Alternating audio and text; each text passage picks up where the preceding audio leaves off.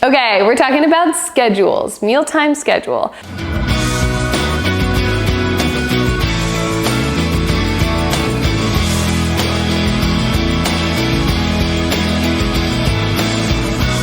By schedule, I mean routine. Your child should expect 3 meals per day plus 2 to 3 snacks, whatever works for your family schedule, at roughly the same time every day. If you're not breakfast people, then become breakfast people. At least for kiddos, it's really important to offer this, especially if they're going to school and need to be focused. Brain food, really important. So even if that means a quick smoothie or a bar before heading out the door, it doesn't have to look like a fancy breakfast. But I digress. Before we continue, I want to briefly mention grazing is not an ideal eating behavior in children. In adults, we see links with grazing and weight fluctuations, emotional eating, dietary disinhibition, and disordered eating behaviors. While there's less research on this type of eating in kids, a 2021 article from the Journal of Eating and Weight Disorders suggests that grazing in children is related to body image dissatisfaction and restrictive parental feeding practices. So all of this suggests grazing is not an ideal eating habit. So unless there's a medical reason for your child to be constantly eating small volumes of food, which there are circumstances like that, I almost always recommend avoiding grazing or constant snacking. From my experience as a pediatric dietitian, I find that children who graze often are less willing to eat at mealtimes because they just aren't hungry. Or they know food will always be available in between meals, so there's less motivation to eat at mealtimes. Another reason I see for grazing is that meals and snacks are offered are not filling. So in this case, ensuring that there is adequate protein, fat, and fiber in every meal, and at least 2 of those in every snack, will help decrease grazing. So sometimes grazing is a symptom that we need to adjust what we're serving at meals. Finally, grazing might also be a result of picky eating and not offering safe foods at meals or snacks. So for more help with this, check out my next course release, which is all about preventing and reversing picky eating. But I will give you like a sneak peek into that content. It's really important to offer at least 1 safe food at every meal and snack to help your child feel comfortable beginning the eating process at that meal or snack. So if your child's a picky eater and you're not offering any safe foods, they may skip meals and snacks more frequently and be more inclined to gaze because they're more hungry and didn't get their fill at that meal or snack. So does the idea of a meal or snack schedule mean you can't be flexible? Absolutely not. Our kids' hunger fluctuates based on a number of things. For example, your kiddo might be famished an hour before their normal snack time because they just finished a Saturday morning soccer game, and this is where responsive feeding comes in. We recognize this and we can flex snack time to meet their needs. But if our kid gets a little hungry 30 minutes before lunchtime and you know you have provided a filling breakfast and a filling morning snack, it's okay to tell them that the kitchen's closed until lunchtime. Hunger isn't bad. It's important for our kids to know what that feels like. So if we see though them super hungry every single day before lunch, then maybe we need to adjust lunchtime in general.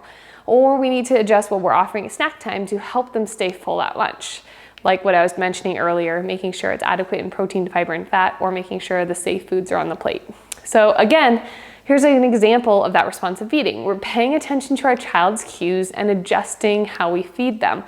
But we don't need to allow constant snacking to be responsive. We can adjust in other more thoughtful and more beneficial ways. So because you've already started implementing boundaries in your home, like the kitchen is closed unless there's a snack or mealtime, it's your prerogative to say something like, hey kiddo, kitchen is closed until lunchtime in 30 minutes. What should we play until then? Or pretzels do sound really yummy, but the kitchen's closed right now. How about I put them on the menu for lunch? Or, hey buddy, the kitchen is closed for the night. Remember how you chose not to eat dinner? If your tummy needs something before bed, you can have a glass of milk. If this is new to your family, for example, you're grazers, maybe you're a grazer, or you're a constant snacker, then I really like visual schedules so everyone can see what to expect. And I'm gonna put up an example of a visual schedule here, and I'll talk about them in a minute too, and I'll throw up that example again. So if the idea of like a consistent routine is not new to your family, or you're just starting out with a brand new eater like an infant, then a visual schedule is obviously not gonna be helpful there. But I'm personally a huge fan of visual schedules. They're really useful for children who struggle with change. We use them for my daughter who struggles with sensory needs and some meltdowns like in transitions. So we use them for her getting ready in the morning, but it's very applicable to meal times as well. So again, visual schedules are not necessary in every family, even though I still want you to listen to this next part because you might find it's something you want to try if setting a meal or a snack schedule just proves to be difficult for your kids. So we want the schedule to be transparent and clear, just like we discussed at the beginning of, or in the previous video with the expectations. So I'm gonna give you some examples. So before the ability to tell time for our youngest kiddo, we want it to be simple and visual. So I'm gonna show again my visual schedule example for tiny children. So here's an example which I'm gonna make available to you in the course download. So check the caption of this video for where you can get this, and you can just download it for you if this schedule works for your family. But you can always also make your own with Canva, and I will link that in the video description here. Canva, C-A-N-V-A, is a super easy and free website for simple graphics. That's where I made this schedule. Or you could even like make Velcro strips or use like a schedule with clear pockets to make an adjustable schedule. I prefer simplicity, so I just made a quick thing on Canva, printed it out, and it is what it is. But if you want an adjustable schedule and you're a laminator and you want to color code it, like you do you, whatever works for your family. So after the ability to tell time, you could also put a general time frame on each activity to help your kiddos assess how long until the next meal or snack. So for example, in our house, breakfast is around 7, snack is around 9, and lunch is around 11:30. And so when my kiddos get older, they'll know those times, and I can let them know like, hey, it's 11 o'clock, lunch is in around 30 minutes, and they're able to adjust their expectations from there. So you might also choose to create a morning schedule and a nighttime schedule separately, or like a day-long schedule if you're home with your kiddos.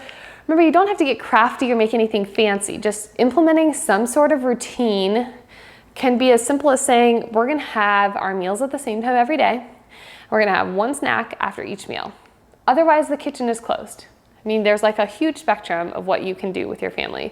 However you choose to implement a schedule in your house, this is a really important part of this course because we're gonna build on it when it comes to the lesson about involving your kiddos in meal prep and planning. So don't skip this part.